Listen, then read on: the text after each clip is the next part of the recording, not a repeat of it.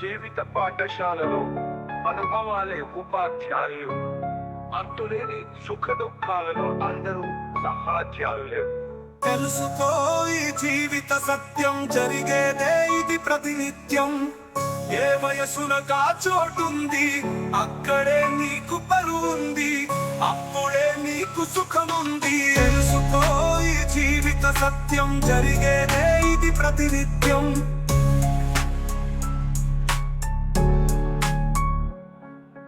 కడుపులో శిశువు కదిలి కుదిపితే అది ఏ తల్లికి ఆనందం. హక్కున చేర్చిన కొడుకు తన్నితే అది ఏ తండ్రికి ఆహ్లాదం. ఎదిగిన సుతులే మమతలు మరచి ఎదురు తిరిగి